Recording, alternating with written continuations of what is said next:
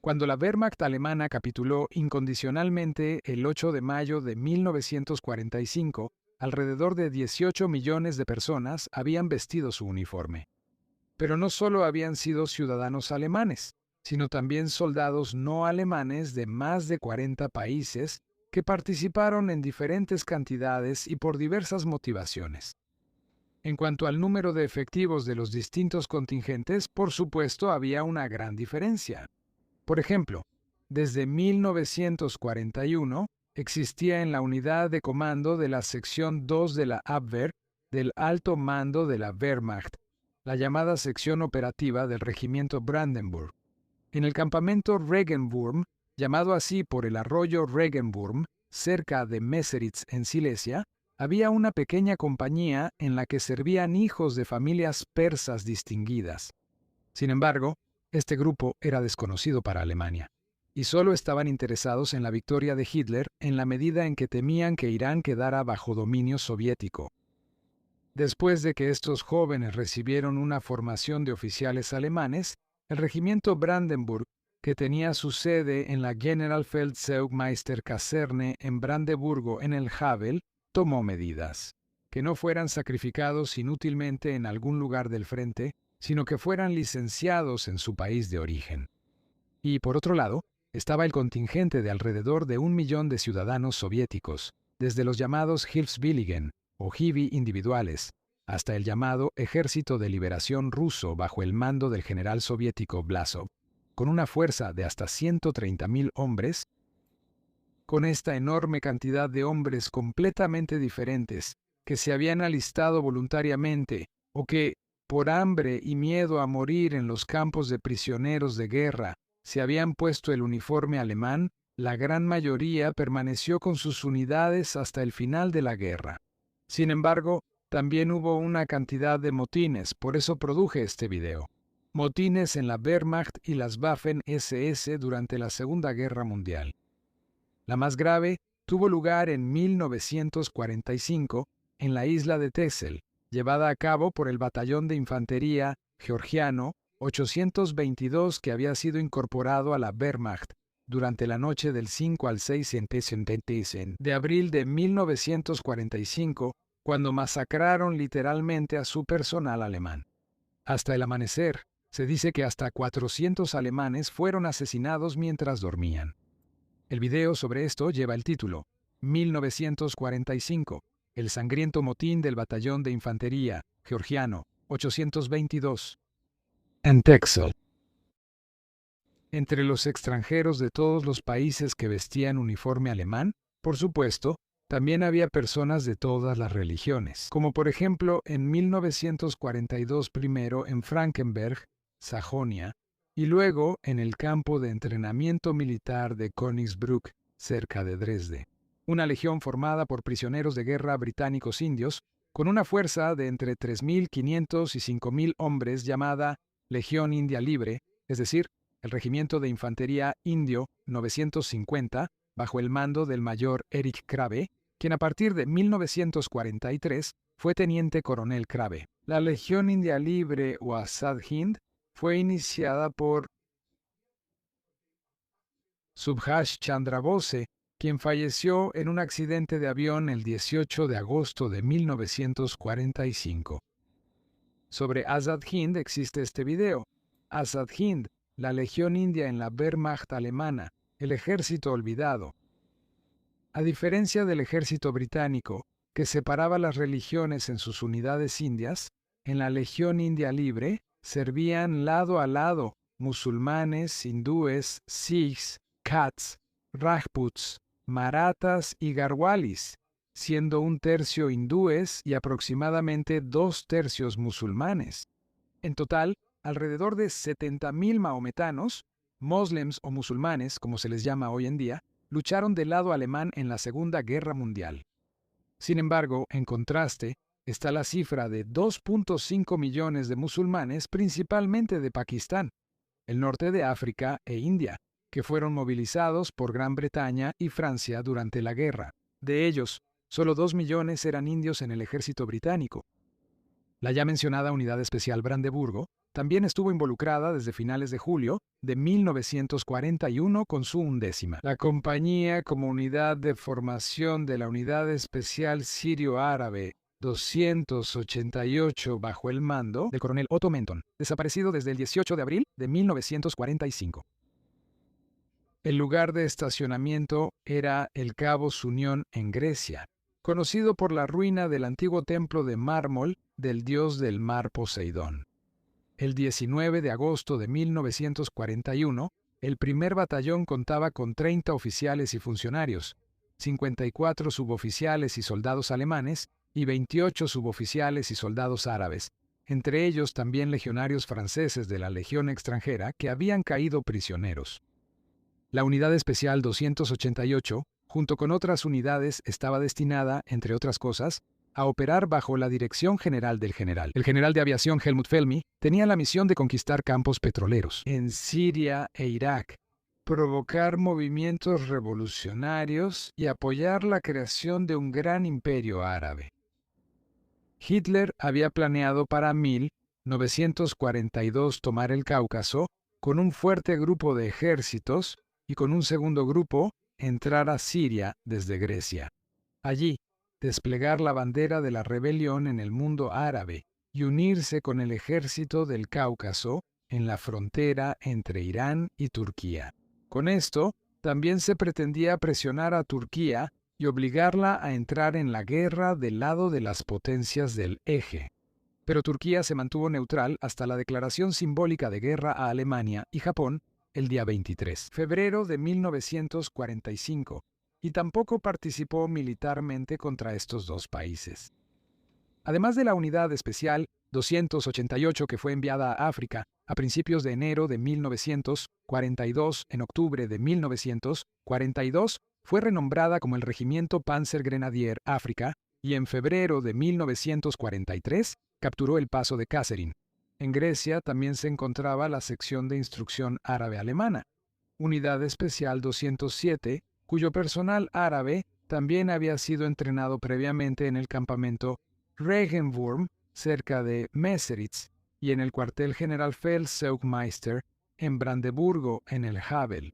Dos de los líderes del movimiento árabe, Rashid Ali al-Gailani y Fauzi al-Kabuchi, quien a partir de 1947 se desempeñó como ministro de guerra iraquí, eran frecuentemente invitados en Brandeburgo. Fauzi había sido descrito por el lado alemán como un libanés culto y caballeroso, profundamente arraigado en las enseñanzas sagradas del Corán y orgulloso de descender del gran héroe de la libertad argelino, Haji Abd el-Kader. También fue mencionado por el exitosísimo escritor alemán Karl May en 3 de sus obras: El amor del Ulano, de Bagdad a Estambul y en el Reino del León de Plata, primera parte. Y cuando May realizó un viaje al oriente de 1 año y medio al cambio de siglo, el 10 de 1900, en junio de 1900, visitó la tumba de Abd el-Kader en Damasco y escribió en su diario de viaje: También amo a este musulmán, que en su nobleza salvó a tantos cristianos, aunque fueron cristianos quienes le causaron todo. May se refería a la intervención de Abd el-Kader en 1860 durante la Guerra Civil del Monte Líbano, durante la masacre de cristianos, que según Winston Churchill costó alrededor de 11.000 vidas y en la que 308 aldeas cristianas y 560 iglesias fueron destruidas.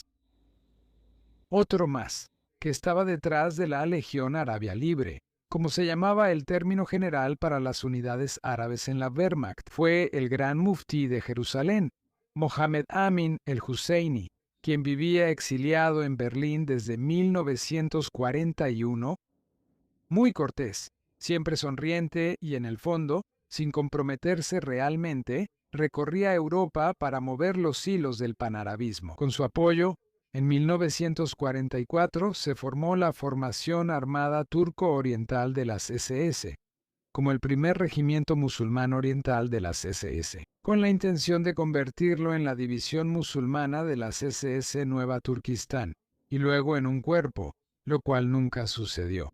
El comandante era el SS Standartenführer, equivalente a coronel, Wilhelm Hintersatz, originario de Senftenberg en Niederlausitz, ahora conocido como Wilhelm Harun el-Rashid Hintersatz Bey, quien ya en 1918 se había convertido al Islam en el cuerpo asiático alemán en Turquía. Militarmente, con el primer regimiento musulmán oriental de las SS, que estaba catastróficamente armado y solo equipado con 150 carretas de caballos, no se podía hacer mucho desde el principio. En cambio, llamó más la atención por la cantidad de deserciones que llegaban a cientos. Cuando Wilhelm Harun el-Rashid Bey, quien fue altamente condecorado en ambas guerras mundiales el 29 de marzo de 1963, falleció en Lübeck, 4 agentes de la Policía Federal de Fronteras montaron guardia junto a su ataúd. En cuanto a las demás formaciones musulmanas, por cuestiones de tiempo y también de comprensión, solo puedo referirme a unas pocas. Ya que eran demasiado diversas, a menudo cambiaban de nombre, se disolvían y se volvían a formar, o se integraban en otras formaciones. Además eran muchas. Quizás sea más interesante preguntarse por qué el liderazgo político alemán, así como el militar, estaban tan empeñados en formar formaciones musulmanas en el ejército y en las Waffen-SS. El reclutamiento había comenzado o el reclutamiento de voluntarios musulmanes para la Legión del Este en la Wehrmacht, en los territorios conquistados por ellos, ya había comenzado poco antes de la formación de las tropas del Este. A esto se añade la explicación. Las legiones del Este estaban compuestas exclusivamente por miembros de las minorías no rusas de la Unión Soviética, mientras que las tropas del Este se formaron a partir de prisioneros de guerra soviéticos y voluntarios de los territorios soviéticos ocupados por los alemanes, como por ejemplo la primera División de Cosacos bajo el mando del teniente general Helmut von Panwitz, originario de Alta Silesia. Después de la rendición, él y su división fueron entregados por los británicos a la Unión Soviética en Lienz, Austria, y el 16 de enero de 1947 fue ejecutado en Moscú junto con otros 11 cosacos atamanes y generales. Sobre esto, el video de 1945, la tragedia de los cosacos entregados de Lienz en Tirol. Cuando después del 2 de octubre de 1941 hasta el 7, después de la batalla de Moscú, que duró del 2 de octubre de 1941 al 7 de enero de 1942 y fue perdida por los alemanes, la situación de la guerra se agravó notablemente y la actividad de los partisanos en la retaguardia se intensificó. A finales de 1941, los comandantes de los ejércitos alemanes, para aliviar a las tropas del frente, decidieron prácticamente por su cuenta revisar los campos de prisioneros de guerra en su zona en busca de voluntarios auxiliares llamados Hiwis. Y, de hecho, por diversas razones, un gran número de desertores soviéticos, prisioneros de guerra y voluntarios de la población local se presentaron, que ahora eran empleados como centinelas, cargadores de municiones, traductores, conductores, cocineros y personal auxiliar. Y a partir del invierno de 1941 a 1942 también, como combatientes activos, luchando lado a lado con los soldados alemanes. Entre las primeras de estas tropas auxiliares también se encontraba la primera unidad musulmana, un batallón caucásico que fue formado en octubre de 1941 bajo el mando del teniente de reserva Theodor Oberländer. La llamada Unidad Especial Berman estaba compuesta por prisioneros de guerra georgianos, armenios, azerbaiyanos y de otras nacionalidades caucásicas, y formaba parte de la Legión Caucásica Maometana. Se planeaba lanzar grupos de sabotaje detrás de las líneas soviéticas usando paracaídas, como por ejemplo en la fallida Operación Shamil, de la cual existe este video y también este libro, en donde se puede encontrar todo sobre esta misión suicida. A partir de septiembre de 1942, el general de caballería Ernst Kostrin, quien hablaba ruso con fluidez, fue designado como el encargado de asuntos del Cáucaso en el grupo de ejércitos A. En junio de 1943 fue nombrado inspector de las formaciones de pueblos túrquicos comandadas por los alemanes. con una fuerza de 102.195 hombres. Sin embargo, los armenios, azerbaiyanos, georgianos y norcaucásicos también estaban frecuentemente mal armados y entrenados, y militarmente no representaban un gran refuerzo, especialmente cuando eran desplegados lejos de su tierra natal, como en el Muro Atlántico en Francia. Aquí, en 1944 partes de un batallón georgiano se negaron a cumplir una orden de ataque. En otro caso, algunos desertaron durante la batalla de Normandía. Y en Texel, como se mencionó, el batallón de infantería georgiano 822 asesinó a su personal alemán poco antes del final de la guerra. En total, alrededor de 30.000 georgianos sirvieron en las filas de la Wehrmacht. Además existían las llamadas Legiones del Este, como la Legión Caucásica Musulmana, compuesta por voluntarios azerbaiyanos, circasianos, dagestaníes, chechenos, ingusetios y lesguinos.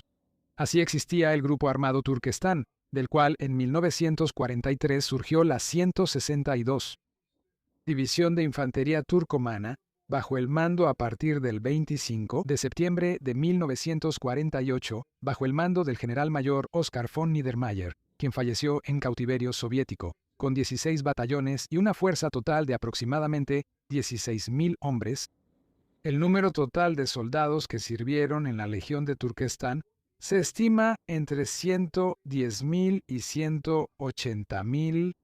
Luego estaba, por ejemplo, la Unidad Armada Caucásica de las SS, bajo el mando del Standartenführer de las SS Arvid Teuermann, y por supuesto, la destacada 13ª que siempre se menciona cuando se habla de la Wehrmacht y los musulmanes. División de montaña de las SS Hans Hanschar, la primera croata, bajo sus comandantes del 2 de julio al 9 de agosto de 1943, el 26 de de enero de 1945 en Nagel, Prusia Occidental, fallecido, originario de Austria, SS Standartenführer Herbert von Oberser, del 9 de agosto de 1943 hasta junio de 1944, el 20 de octubre de 1946 en el campo de Neuengamme, en cautiverio británico, fallecido por suicidio, SS Brigade Führer y general major de las Waffen SS Carl Gustav Sauerbach, y desde junio de 1944 hasta el 8 Visconde Nomaenia, mayo de 1945, el originario de Austria, SS Standartenführer, SS Brigadeführer y general major de las Waffen SS Desiderius Hampel. Finalmente, la que solo existió del 10 de junio al 24 de septiembre de 1944, la 23ª División de Montaña de la Waffen SS Karma Croata N.Ro. 2 bajo el mando del Standartenführer de las SS Helmut Reitel, y durante unos días hasta su disolución, del Oberführer de las SS Gustav Lombard. Sin embargo, no se debe suponer que el reconocimiento oficial de facto del Islam en Alemania fue una invención de los nacionalsocialistas. Ya el Imperio Alemán, fundado en 1871, siguió una política favorable hacia los musulmanes, quienes a su vez veían en Alemania a un aliado natural frente a sus colonizadores ingleses y franceses. Así, el Kaiser alemán Guillermo II expresó durante su visita a Damasco, Siria, el 8 de noviembre de 1898, que el sultán y los 300 millones de musulmanes que viven dispersos por la tierra estén seguros de que en todo momento el Kaiser alemán será su amigo. Y poco después escribió en sus notas privadas: durante años advertí en contra de pisotear y desafiar al Islam de esa manera.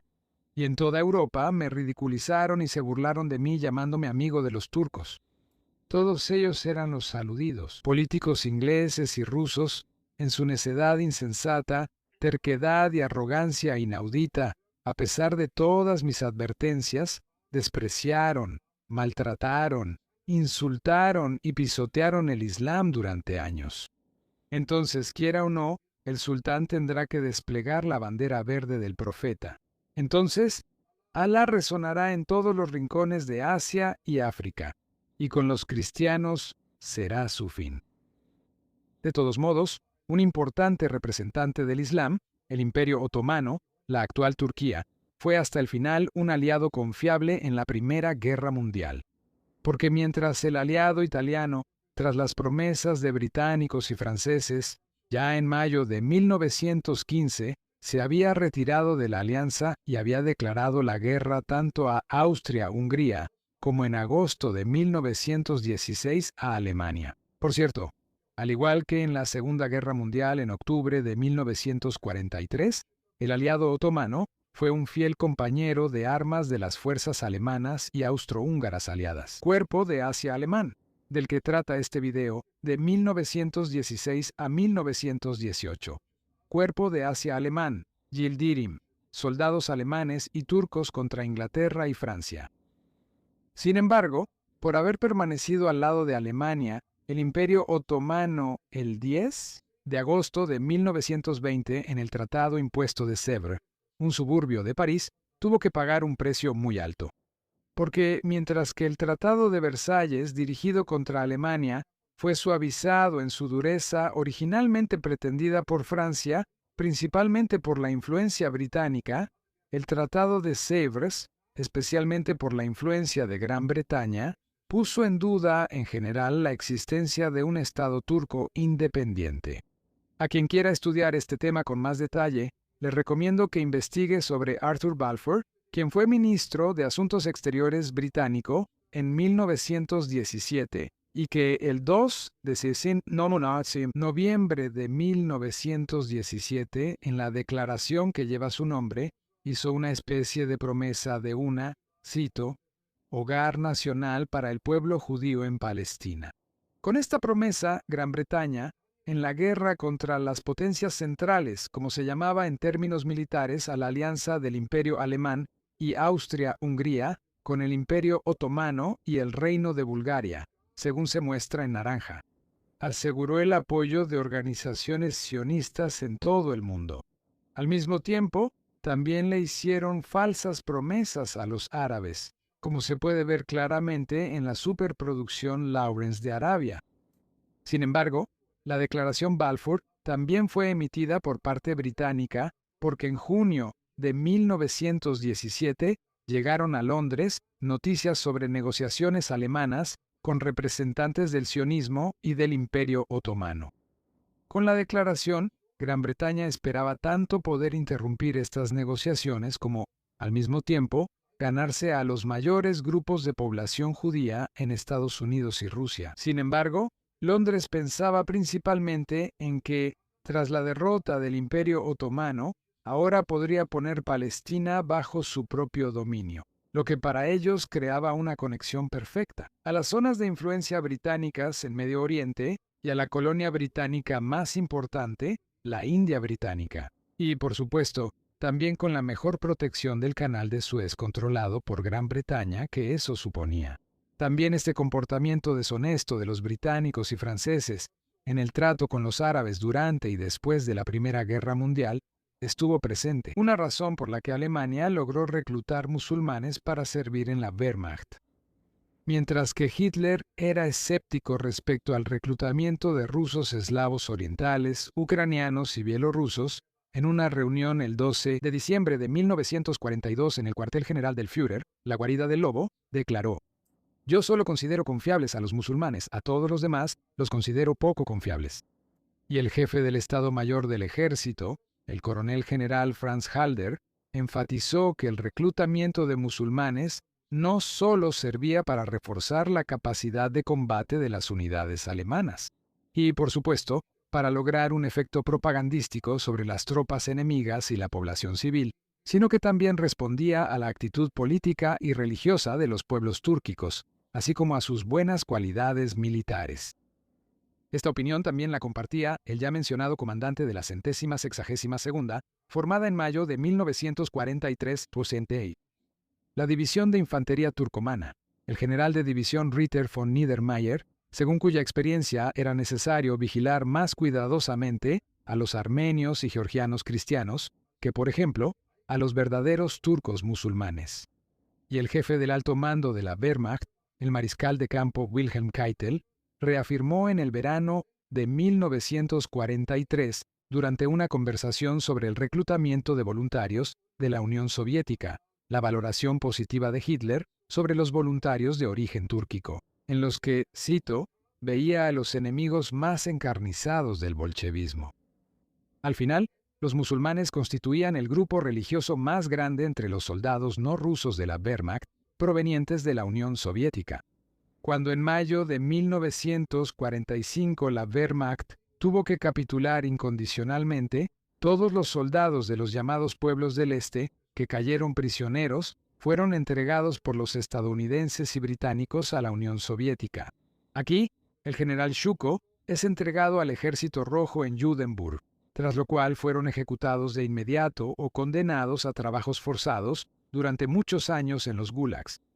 Pero tampoco se debe ocultar que, especialmente las legiones del Este empleadas en las Waffen-SS, así como las tropas del Este, participaron en innumerables crímenes de guerra, a menudo también contra su propia población, y que no pueden ser comparadas de ninguna manera, por ejemplo, con las unidades de las Waffen-SS provenientes de los países del Benelux o Escandinavia,